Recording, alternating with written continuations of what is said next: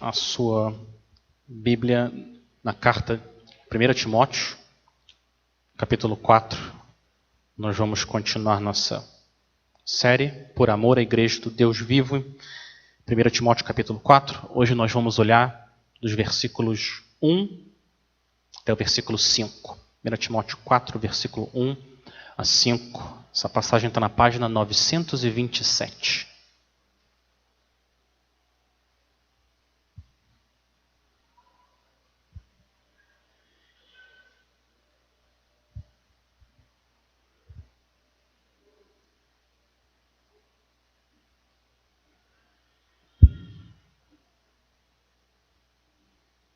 Primeiro Timóteo capítulo 4, a partir do versículo 1, assim diz a palavra do Senhor. O Espírito diz claramente que nos últimos tempos alguns abandonarão a fé e seguirão espíritos enganadores e doutrinas de demônios.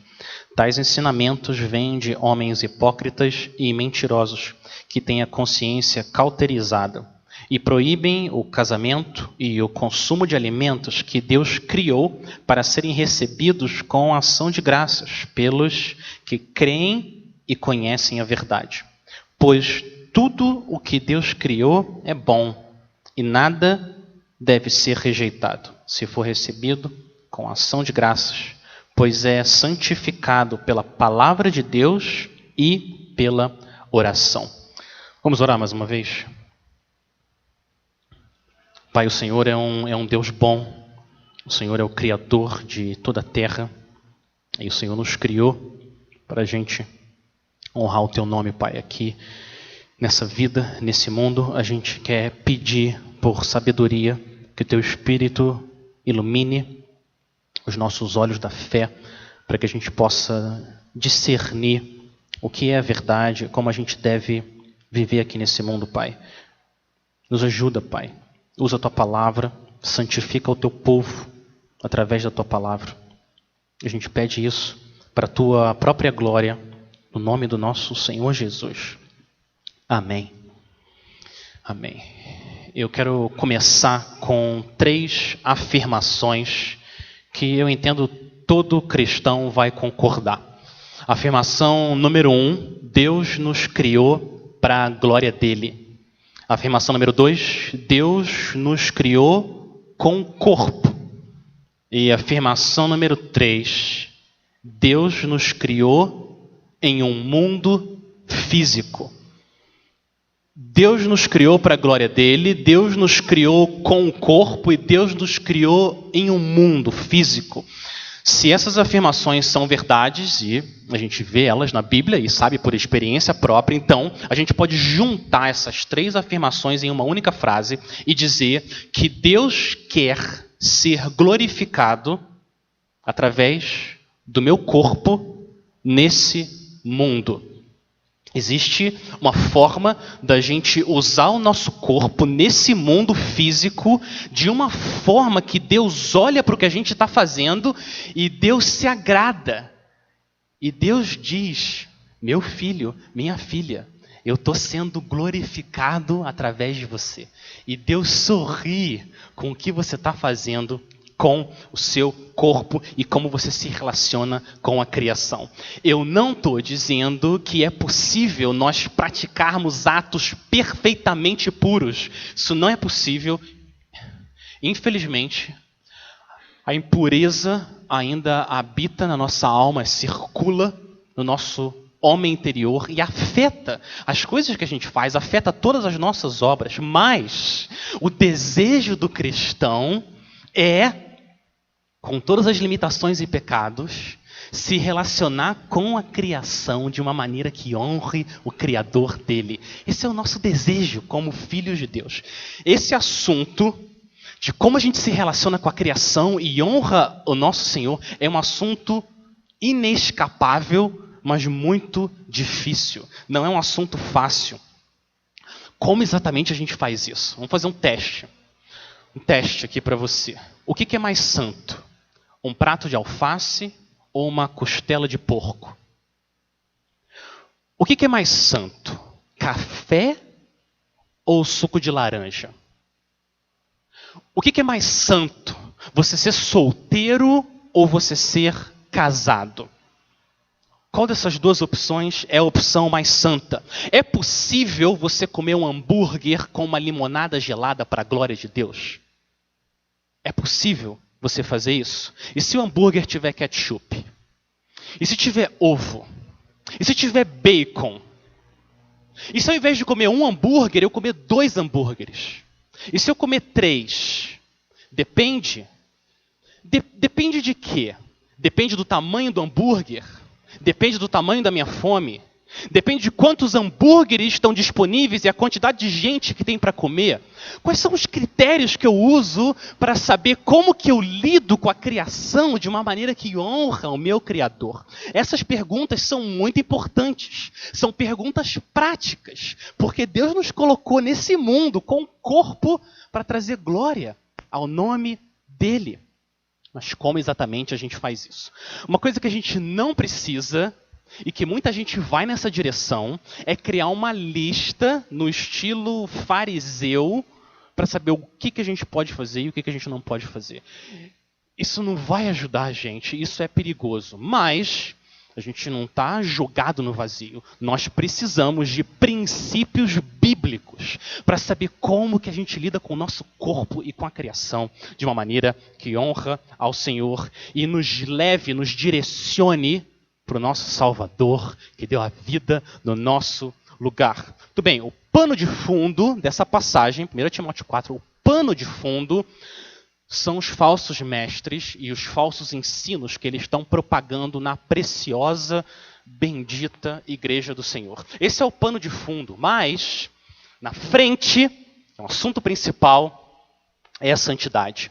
Paulo disse que ele escreveu essa carta para que o povo de Deus tenha um amor puro e uma fé sincera. Então esse deve ser o nosso objetivo. Eu quero olhar para vocês, para essa passagem, e mostrar 5 afirmações, 5 verdades que essa passagem nos dá, nos ajudam a lidar com a criação, corpo e a nossa fé. Muito bem, primeira, afirmação número 1. Algumas pessoas vão abandonar o Senhor. Algumas pessoas vão abandonar o Senhor. Olha o versículo 1. O Espírito diz claramente que nos últimos tempos alguns abandonarão a fé. Você vive nos últimos tempos. O que é esse período dos últimos tempos? É o período entre a primeira vinda de Cristo e a segunda vinda de Cristo. Esse é o período que a Bíblia chama de os últimos tempos. O Espírito Santo está nos dizendo hoje que durante esse período, algumas pessoas vão professar a fé em Cristo, vão dizer que elas são cristãs, eu sou crente, eu amo o Senhor, mas depois elas vão jogar a toalha e vão abandonar o nosso grande Rei, o Senhor da Glória. Ele próprio profetizou isso. A gente ouviu aqui, Mateus 24, 11 e 12. Jesus disse, muitos falsos profetas se levantarão e enganarão a muitos. E por se multiplicar a maldade, o amor se esfriará de quase todos. O que está acontecendo em Éfeso e o que acontece hoje é o cumprimento de uma profecia do grande profeta Jesus. Ele disse que o amor se esfriará. Mas olha o que ele disse. O amor se esfriará de quem? De quase todos. Igreja, isso é muito importante. Jesus não disse que o amor ia se esfriar de todos. Ele não falou isso. Ele falou, o amor vai se esfriar de quase todos. Esse versículo não está dizendo que o amor vai se esfriar na Igreja Batista Jardim Minnesota em 2020. Não é isso que esse versículo está dizendo, nem que o amor vai se esfriar em Sumaré e nem no Brasil necessariamente. Não é isso que esse verso está dizendo. A gente olha ao longo da história e várias vezes o Senhor, na sua graça, visitou o seu povo, o Espírito Santo trouxe avivamento, despertamento espiritual em lugares específicos. Muitas pessoas salvas. Os cristãos agora com zelo pelo Senhor. Esse verso não está dizendo que o amor vai se esfriar aqui, na nossa igreja, nem na nossa cidade. Não, de forma geral, Jesus está dizendo, conforme a gente caminha para o final, o amor vai se esfriar de quase todos. Mas a nossa busca deve ser a gente queimar pelo Senhor. Imagina a seguinte imagem. O pastor John Piper estava dizendo que no final do culto, uma menininha que estava sentada no culto fez esse desenho para ele. Ele estava pregando essa passagem, essa menininha desenhou um bloco de gelo gigante, um bloco de gelo enorme vindo em direção a todos eles. E ela desenhou os cristãos como tochas acesas, queimando por Cristo, tentando fazer buracos nesse esfriamento que está vindo. Essa é uma excelente imagem de como a gente deve ver a nossa vida. Senhor, eu quero furar essa pedra de gelo que está vindo esfriando o mundo inteiro. As pessoas indiferentes ao destino delas, à glória de Deus. Senhor, me usa. Eu quero fazer o máximo de buracos possíveis. Esse gelo enorme que está vindo em direção a todos nós. Então, povo de Deus, eu quero dizer o seguinte para vocês. Não deixem que esse abandono de várias pessoas abale a sua fé. Não deixe que isso aconteça. A gente precisa ficar entristecido quando as pessoas abandonam o Senhor Jesus, claro, mas não deixe que isso tire os seus olhos do Senhor e abale a sua fé. Ele disse que isso ia acontecer, ele profetizou. Deus não está surpreso com isso. A gente se entristece, mas, por favor, não deixe que a sua fé se abale.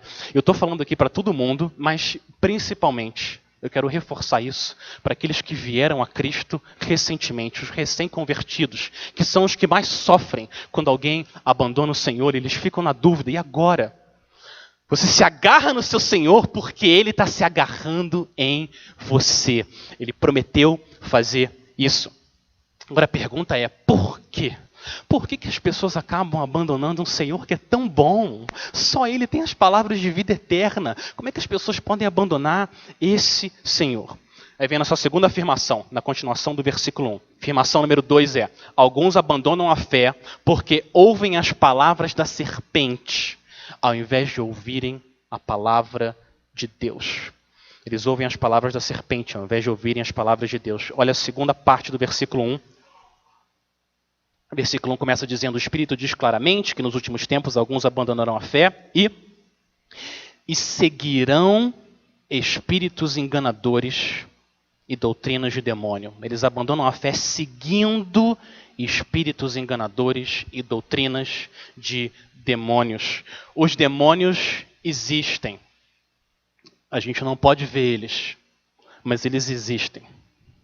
O mal é real.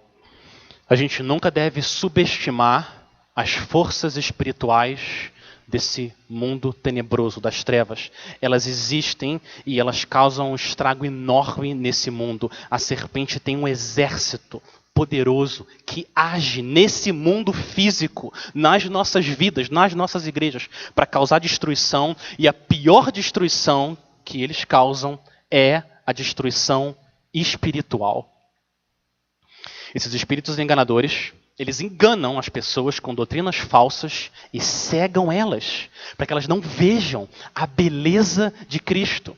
Essa é uma das formas que a Bíblia descreve aqueles que não foram convertidos, aqueles que não foram ao Senhor. Eles estão cegos, Satanás cegou eles para ver a beleza que o Senhor Jesus é. Então, se por um lado, a gente não quer fazer o que muitas pessoas fazem, que é atribuir tudo aos demônios, e qualquer coisa que acontece, o problema são os demônios, é o demônio da gripe, o demônio da depressão que tem que ser espirituado, e vários demônios, tem trocentos demônios. A Bíblia não leva a gente a dizer que demônios específicos assim, e tem que ser expulsos. Claro, as pessoas são possuídas sim, mas a questão é, esses demônios, eles agem nas pessoas aqui. Os demônios, eles agem. A gente não deve ignorar o mundo espiritual. Então, por um lado, a gente não quer dizer que qualquer coisa eu espirro e o demônio está agindo em mim. A gente não quer ir por esse extremo. Mas no outro extremo, ignorar o que a Bíblia diz que é real e destrói a vida das pessoas, que são os espíritos enganadores, os demônios. Isso não seria correto. Como que Jesus ensinou a gente a orar? No final, como que ele ensinou a gente a orar? Na oração conhecida, ele falou: Senhor, a gente deve pedir, Senhor, livra-nos do mal. Quando Jesus falou livra-nos do mal, ele não estava dizendo livra-nos das coisas ruins. Não foi isso que Jesus quis dizer. Quando ele falou livra-nos do mal, ele estava falando do maligno. É uma boa oração. Senhor, livra a gente do maligno, ele é muito poderoso. E o Senhor nos protege, nos salva, nossas famílias, nossas igrejas, nossas vidas. Efésios 2:2 diz que agora, nesse momento, Satanás está agindo na vida dos filhos da desobediência, aqueles que não creem no Senhor. A gente precisa orar como o Senhor Jesus nos ensinou. Senhor, livra a gente do mal, livra nossa família do mal, livra nossa igreja do mal, livra esse mundo que jaz no maligno. Essa é uma boa oração. Os demônios são reais. Eles agem nesse mundo. Mas como exatamente? Como que os demônios agem nesse mundo? Versículo 2. Nossa terceira afirmação. Os demônios agem como? Minha terceira afirmação é: os demônios usam pessoas. Demônios usam pessoas. Olha o versículo 2. Tais ensinamentos vêm de homens hipócritas e mentirosos, que têm a consciência cauterizada. A doutrina dos demônios sai da boca de homens. A origem do falso ensino é o inferno, mas esse falso ensino sobe até esse mundo físico através da boca de falsos mestres. O que a Bíblia aqui, Paulo descreve como homens hipócritas e mentirosos, que se infiltram dentro da igreja para espalhar doutrinas que levam as pessoas à perdição. Em uma guerra, você sabe disso, numa guerra, mais perigoso do que você avistar o inimigo lá longe se aproximando, mais perigoso do que isso, são as pessoas infiltradas dentro do exército, que podem atacar a gente de dentro para fora. E esse é o alerta que a Bíblia faz constantemente. Os espíritos enganadores usam falsos profetas para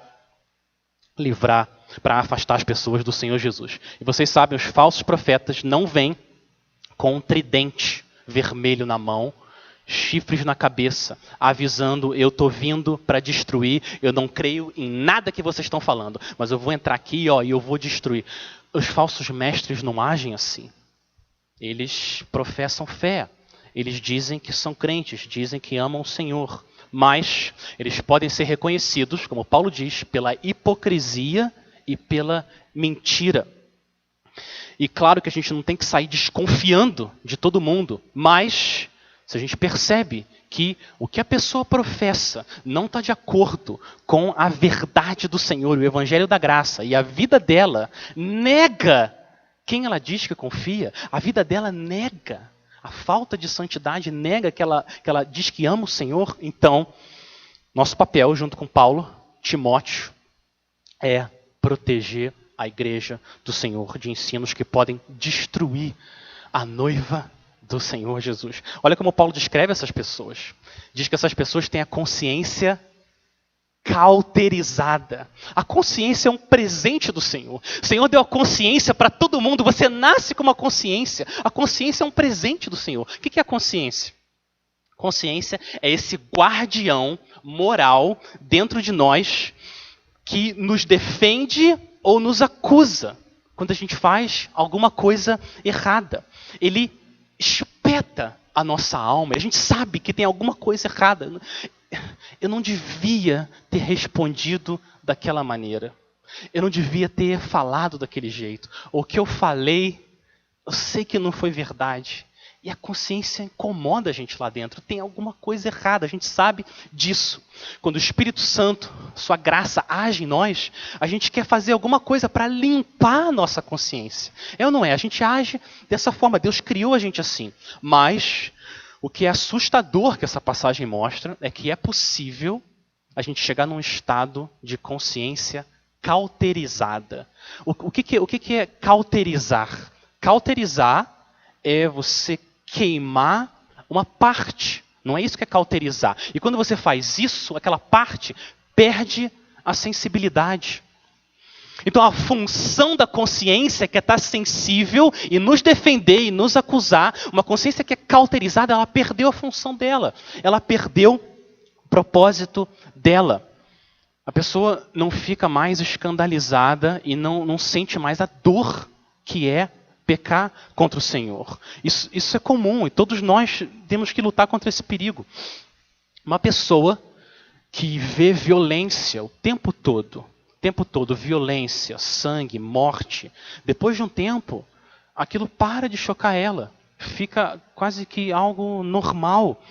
A nossa consciência pode ser cauterizada. A gente perde a capacidade de ser sensibilizado. A pessoa que mente bastante, depois de um tempo, ela não sente nem mais as agulhadas da mentira. Ela já começa a achar que aquilo é normal. E é isso que Paulo está dizendo que esses falsos mestres fazem. Eles estão vivendo em tal hipocrisia, tal mentira, que a consciência deles está cauterizada. Eles não sentem mais dor. Eles vão avançando querendo destruir a igreja do Senhor Jesus. O que a gente pode fazer para proteger a nossa consciência? Para criar essa sensibilidade que a gente quer manter e não seguir espíritos enganadores. Filipenses 4:8 é um excelente remédio. Filipenses 4:8 diz: finalmente, irmãos, tudo que é verdadeiro, tudo que é respeitável, tudo que é justo, tudo que é puro, tudo que é amável, tudo que é de boa fama, se alguma virtude há e se algum louvor existe, seja isso que ocupe o pensamento de vocês. Ou seja, Cristo, que é verdadeiro, justo, amável, bom, quando Ele ocupa o nosso pensamento, a gente mantém essa sensibilidade na nossa consciência. Quanto mais perto da luz de Cristo, mais sensível a gente fica para perceber as impurezas que ainda restam no nosso corpo e no nosso coração. Quanto mais perto da luz de Cristo, quanto mais eu conheço a palavra de Cristo, maior a minha capacidade de discernir o que não é verdade e reconhecer o que é mentira. A gente precisa andar perto do Senhor, perto uns dos outros. Agora, no versículo 3, Paulo vai dar o conteúdo dessa falsa doutrina. O que eles estão ensinando exatamente? Qual que é esse falso ensino que não é verdadeiro, nem justo, nem puro, nem amável? Qual é exatamente a doutrina dos demônios? Olha o que ele diz no versículo 3. Esses falsos mestres, eles proíbem o casamento e o consumo de alimentos que Deus criou para serem recebidos com ação de graças pelos que creem e conhecem a verdade. A minha afirmação número 4, de acordo com esse versículo 3. Deus criou o casamento e a comida para serem desfrutados com gratidão. Deus criou o casamento e Deus criou a comida, o ato de comer, para serem desfrutados com gratidão a Ele. Esse falso ensino vem de uma falsa visão, uma visão errada de por que Deus criou o mundo, uma visão errada desse mundo físico, uma visão errada da obra de Cristo, o que Cristo fez na cruz, e uma visão errada do que é santidade, o que é a verdadeira piedade. E esses ensinos continuam até hoje. Por exemplo, o catolicismo romano impede os seus líderes de se casarem. Os adventistas dizem que a carne de porco é imunda. E que se você comer carne de porco, isso é abominável. Se você fizer isso hoje, hoje isso está sendo defendido. Vários grupos religiosos proíbem vários alimentos. Proíbem carne, proíbem café, proíbem chá, frutos do mar.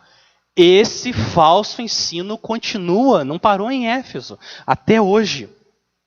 Essas proibições, duas áreas, elas se concentram em duas áreas, casamento e comida. Vamos olhar uma delas de cada vez. Primeiro, por que eles estão proibindo o casamento? Com certeza, eles estão proibindo o casamento por causa da intimidade física entre o homem e a mulher no matrimônio. Essa visão negativa do sexo como algo necessariamente pecaminoso, não sei se você sabe, foi muito comum ao longo de toda a história cristã.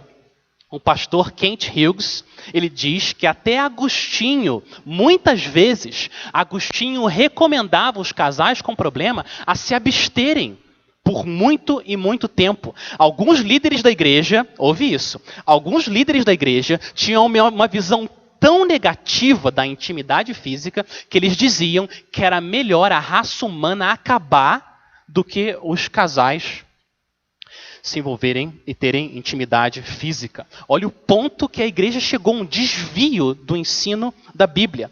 Com os anos, a igreja foi proibindo mais e mais os casais de dormirem juntos, até o ponto que, em 1500, tinham mais dias no ano em que eram proibidos os casais dormirem juntos do que dias em que eles podiam dormir juntos. Esse foi o ponto que a igreja chegou, se desviando da doutrina de como a gente deve usar o nosso corpo e como que Deus criou o casamento. Até que veio a reforma protestante e Deus usou os reformadores para começar a mudar essa imagem e, acreditem, os puritanos, esses pastores ingleses do século XVII, foram os que mais destruíram esse falso ensino. E eles tinham uma visão super positiva do casamento e da intimidade entre o homem e a mulher. E Deus usou eles para retomar uma visão bíblica de aonde que está o problema, se está no nosso corpo ou no nosso coração. Eles viam, como a Bíblia vê, que é ordenado por Deus que os casais devem expressar a beleza e a alegria que Deus tem no seu povo dentro do casamento. Deus criou o casamento justamente para mostrar o relacionamento dele com o povo dele. E Deus, na sua misericórdia, usou homens para retomar o ensino verdadeiro. O noivo Jesus se alegra na sua noiva e assim deve acontecer entre o homem e a mulher casado. Se você quiser ver, a Bíblia tem um livro inteiro dedicado à beleza do romance entre o homem e a mulher. Cântico dos Cânticos, ou Cântico de Salomão. Antes de Adão e Eva pecarem, antes de entrar o pecado no mundo, o que Deus disse para Adão e Eva? Sejam férteis e multipliquem-se. O problema está no nosso coração e não no ato em si, a intimidade entre o casal. É verdade que, 1 Coríntios, capítulo 7, Paulo fala que os casais poderiam se abster durante um tempo, mas ele deu 3 condições. Primeiro, que isso fosse por um tempo determinado. Segundo, de comum acordo. E terceiro, com propósito específico. Qual que era o propósito? Para oração. Depois disso, esse jejum físico tinha que ser quebrado, para que o casal não fosse tentado. É verdade também, claro, que algumas pessoas Deus chama para o celibato. Deus chama pessoas para ficarem solteiras por toda a vida. Mas, nas Escrituras, o casamento é algo belo, bonito, sublime, ao ponto de Deus ter escolhido esse relacionamento para mostrar o relacionamento dele com o seu povo. Então, esse ensino, essa proibição do casamento, como algo deve ser proibido, de acordo com 1 Timóteo 4, é uma doutrina dos demônios. Segundo a mentira, ou segundo o falso ensino desses líderes lá na igreja de Éfeso, que continua até hoje. Eles proibiam certos alimentos. O texto não diz que alimentos, quais alimentos eram proibidos, mas quase com certeza Paulo estava falando de carne. Ou, além da carne, as leis que Israel deveria seguir e que foram dadas através de Moisés. Qual que é o problema dessa proibição, dizendo que alguns alimentos são impuros? Olha o que o Senhor Jesus declarou lá em Mateus 7. Jesus disse: não existe nada fora da pessoa que, entrando nela, possa contaminá-la.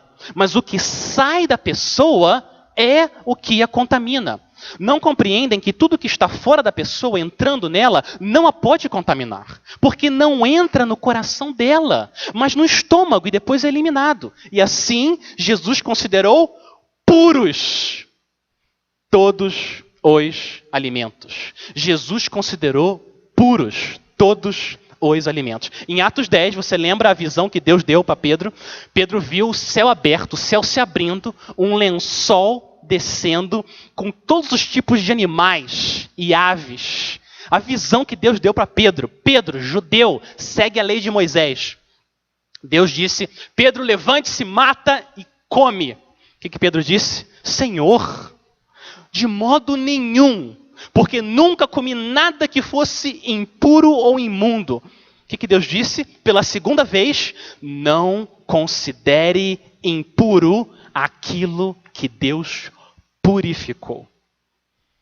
Deus disse isso para Pedro. Jesus declarou, todos os alimentos são puros. Deus declarou, todos os alimentos agora são puros. Por quê? Porque as restrições alimentares do povo de Israel tinham um propósito. Qual que era o propósito? Ilustrar de uma forma concreta, visível ali, ilustrar a pureza e a impureza. Separar o povo de Deus de outros povos. Essa era a função da lei. Apontar para a impureza do nosso coração e para a purificação que Jesus ia fazer. E Jesus agora já fez essa purificação. Ele já se assentou à direita da majestade nas alturas. Como Hebreus 1 diz. Então o propósito da lei já acabou nesse sentido. Não existe mais restrição alimentar. Agora, 2020, carne de porco, carne de vaca, camarão, bacon, toucinho, todos os alimentos, Deus está declarando, eles são puros. Esses alimentos em si não são mais impuros e não deixam a pessoa que consome esses alimentos como uma pessoa impura. Então, qualquer restrição alimentar hoje que diga que determinados alimentos por si só são impuros, de acordo com Paulo nessa passagem, é uma doutrina de homens ou de demônios, mas não é uma doutrina do Espírito Santo de Deus. A impureza não está no alimento em si, mas a impureza está onde? No nosso coração. Tito 1,15.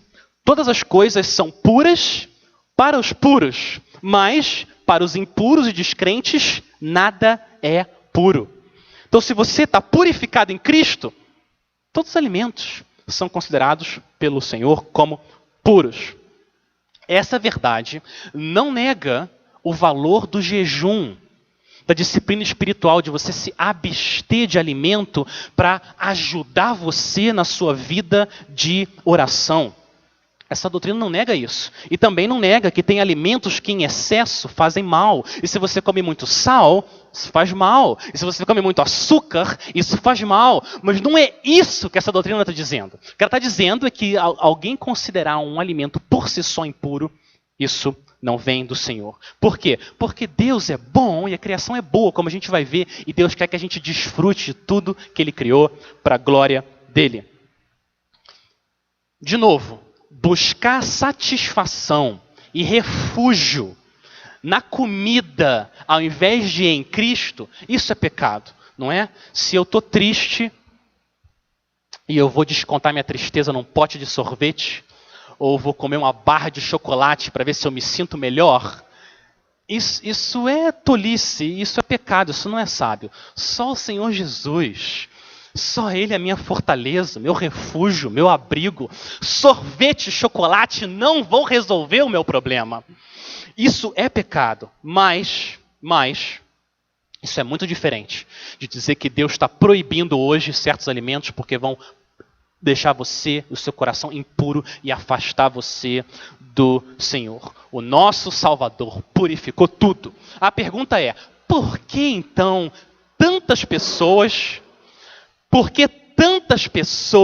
são atraídas a esse ensino da gente se abster de coisas? Por quê? Por que é tão popular isso? E eu não sei, se você é como eu percebo, no meu coração existe certa atração a isso, a você se abster de certas coisas, e isso tem um ar espiritual. Por que a gente é atraído a esse tipo de ensino? O pastor Ken Hughes dá pelo menos duas razões. A primeira razão é talvez para compensar a nossa falta de santidade. A gente quer compensar a nossa falta de santidade, a gente se abstém de determinados alimentos.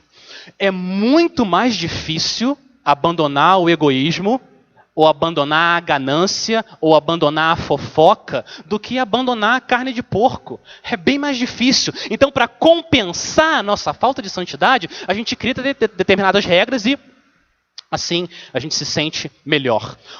Uma outra possibilidade é que realmente a gente tem uma visão distorcida desse mundo que Deus criou. Uma visão de que as coisas realmente estão, por si só, na natureza delas, contaminadas. Essa é uma visão distorcida. E que se a gente pensa assim, o melhor, então, é me abster. E assim eu renuncio essas coisas, eu me sinto mais espiritual, porque eu estou me afastando do porco que é impuro. Mas isso não é verdade. Deus aqui agora, nessa passagem, nos dá uma outra visão da piedade. Como que eu me relaciono com a criação de uma maneira que honra a Deus. Vamos ver o versículo 4 e 5. E a minha última afirmação sobre como a gente pode agradar a Deus nesse mundo físico é a seguinte. A afirmação 5. Nós devemos orar com gratidão e comer tudo que Deus nos dá, porque tudo que Deus nos deu é bom. Tudo que Deus nos deu é bom. Olha o versículo 4 e o versículo 5. Pois tudo que Deus criou é bom, e nada deve ser rejeitado se for recebido com ação de graças, pois é santificado pela palavra de Deus e pela oração. Olha o argumento de Paulo. Paulo vai lá no começo da Bíblia, lá em Gênesis 1, e Paulo diz que quando Deus criou todas as coisas, qual que foi a reação de Deus? O que Deus disse? E tudo era bom. Deus disse que tudo era bom. Deus criou esse mundo físico como algo bom. Então, por causa disso, tudo deve ser recebido com gratidão. Porque, o versículo 5, qual que é a razão que ele dá? Porque é santificado. Em outras palavras, é consagrado, é separado para Deus. E como que essa santificação, essa consagração acontece? Duas maneiras. Primeiro, no versículo 5, ele diz pela própria palavra de Deus. A própria palavra de Deus, ele santificou todos os alimentos. Ele declarou tudo como puro. Tanto em Gênesis 1, quanto a gente viu lá em Atos 10. Por isso, nada deve ser rejeitado. Segundo, ele diz que o alimento é santificado pela oração de ação de graças, a oração de gratidão. Olha isso, meu irmão, quando você senta na mesa e os pratos estão ali naquela mesa e você ora com gratidão ao Senhor, aquela refeição está sendo dedicada ao único Deus verdadeiro e você deve receber com gratidão. Eu imagino que seja o costume de vários de vocês aqui, como é o costume na minha família, antes da gente comer, a gente agradece, não é? A gente ora ao Senhor. E às vezes eu peço para os meus filhos orarem. Peço para um deles orar, para agradecer ao Senhor pelo alimento. E de vez em quando, a oração deles para agradecer pelo alimento é mais ou menos assim. Todo mundo fecha o olho lá, e aí um deles vai orar. E eles começam: Senhor, obrigado pelo arroz, obrigado pelo feijão, obrigado pela farofa, obrigado pelo frango delicioso, obrigado pela batata, obrigado pelo suco de maçã, que é muito bom, e obrigado pelo alface. Senhor, obrigado pelo tomate. Eles vão agradecendo item a item. A primeira vez que eles fizeram isso, duas reações no meu coração. Eu fiquei um pouco de vontade de rir, e eu fiquei com vontade de corrigir eles. Eu ia corrigir eles, mas o Senhor, na sua misericórdia, calou a minha boca. Eu fiquei quieto.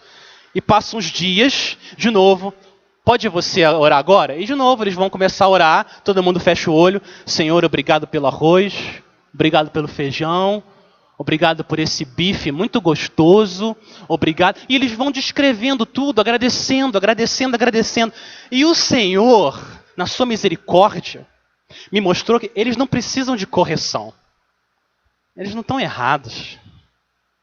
Estão certos. Ao Senhor pertence a terra e a sua plenitude. Tudo pertence ao Senhor. Cada grãozinho de arroz no meu prato foi o meu pai que me amou, enviou o filho dele para morrer no meu lugar, colocou ali. Cada grão. Estão certos. Não são eles que precisam de correção. Quem precisa de correção é o pai deles, que acha que é mais espiritual fazer uma oração rápida, genérica, coração frio. Obrigado, Senhor, obrigado, já querer comer. Não. Estão certos. Eu não estou dizendo que a partir de hoje você tem que orar por cada item do seu menu. Não é esse o ponto. O que eu estou dizendo é que tudo vem da mão do nosso Pai, que Ele é bom. E por que a gente anda tão acelerado e tão corrido, e tudo é rápido, e tudo é mais ou menos? Por quê? Por que a gente não pode parar e olhar para o prato? E olhar as cores diferentes? Deus criou um mundo colorido. A gente não merece ver cor. A gente não merece nem comer. E Deus colocou aquele prato. Comer é bom. Eu paro e fico olhando e agradeço ao Senhor. Senhor, obrigado, obrigado. Agradecer com calma, meditando no que o Senhor está fazendo. Ao Senhor pertence a terra e a sua plenitude. É um sinal que a gente pertence ao Senhor, a gente ter esse coração grato. A oração de gratidão santifica a nossa mesa, a nossa refeição, separa o que a gente está fazendo para o Senhor. Que o Espírito Santo nos ajude, afete nosso coração, nos dê essa gratidão por tudo que Ele faz por nós. E que cada refeição, por que não? Por que não? Cada refeição é uma oportunidade para a gente lembrar do pão da vida. Jesus, o pão da vida que alimenta a nossa alma, que me purifica e que o meu Pai deu para que a gente pudesse se alimentar do Senhor e viver com Ele para sempre. Que o Senhor aumente a nossa gratidão. Agora, é claro, existe lugar para disciplina, negar as coisas desse mundo, abstinência, jejum, tudo isso faz parte da nossa vida aqui também. Comer com moderação, comer com sabedoria, mas dizer que o casamento em si é impuro, ou que tem algum alimento específico que é impuro, isso não é uma doutrina do Espírito Santo, isso é um falso ensino, uma heresia que leva as pessoas a serem destruídas. Então, você não deve se sentir culpado se você come algo com gratidão, de uma maneira que honra o Senhor, que não fere a sua consciência e nem a consciência dos irmãos que estão à sua volta. O mundo físico e o nosso corpo, eles não são, na sua essência, maus. A maior prova disso é que o Senhor Jesus tinha um corpo, viveu no mundo físico e nunca pecou. Tudo que ele fez foi para a glória do Senhor. Ele viveu uma vida santificada, uma vida consagrada a Deus, todos os segundos da vida dele. Ele amou, chorou, abraçou, se vestiu, comeu, bebeu o tempo todo, usando o corpo dele físico para a glória de Deus. Se o Senhor Jesus fez isso, Ele está nos chamando a seguir Ele, no poder do Espírito Santo, para fazer a mesma coisa, consagrar tudo ao Senhor, dar graças e glória a Deus em tudo que a gente fizer. Deixa eu agora voltar para o início, para as minhas perguntas no começo. Agora a gente tem mais embasamento para responder. O que é mais santo? Um prato de alface ou uma costela de porco? O que é mais santo? Café ou suco de laranja? O que é mais santo? Você continuar solteiro ou você se casar? O que é mais santo? A resposta é: as duas coisas são santas. Em Cristo, tudo isso é santificado, consagrado, dedicado ao Senhor. Deus nos criou para a gente trazer glória a Ele com esse corpo nesse mundo. Não tem como a gente falar de santidade sem a gente falar de como a gente lida com a criação. Quero dizer para você, eu entendo que é perfeitamente possível você comer uma costela de porco com molho barbecue e uma limonada gelada para a glória de Deus, com seu coração ardendo de gratidão ao Senhor. Se o Espírito Santo nos der graça, até chorando, de tão grato que você está, por poder desfrutar daquele alimento que o Senhor está dando para a gente. Glutonaria é pecado, bebedeira é pecado, buscar satisfação na criação sem considerar o Criador, isso é pecado. Mas a nossa santidade não é medida pelo nosso estado civil, casado ou solteiro, e a nossa santidade não é medida pela nossa dieta, o que exatamente a gente come. Nós devemos receber tudo com gratidão e usar o nosso corpo e a criação de uma maneira que traga glória ao nosso Criador. Foi para isso que Ele colocou a gente aqui, para mostrar que a nossa verdadeira satisfação não está nesse mundo, mas está em Cristo. E a gente vive nesse mundo para deixar claro que tudo que Deus criou é bom e ser recebido com gratidão. O Senhor é glorificado. Vamos orar? Senhor, nós precisamos da Tua sabedoria, sensibilidade do Teu Espírito, no nosso coração, na nossa consciência, para que a gente possa viver com os nossos corpos nesse mundo físico de uma maneira que traga honra e glória ao Senhor, Pai. Nós vemos o nosso grande rei, que foi o exemplo maior disso. Então nos ajuda a sermos sábios, a aplicarmos os princípios da Tua palavra, para que a gente possa honrar o Teu grande nome. Até o dia que o nosso Senhor Jesus vai voltar, com o corpo dele glorificado, e vai nos dar também corpos glorificados. E a gente vai viver nos novos céus e nova terra, no mundo físico, vivendo para a Tua glória para sempre, sem nunca mais pecar contra o Senhor. Até que esse dia chegue, Pai, nos dê sabedoria. A gente pede isso por causa do Teu grande amor por nós e para a Tua própria glória, em nome de Jesus. Amém.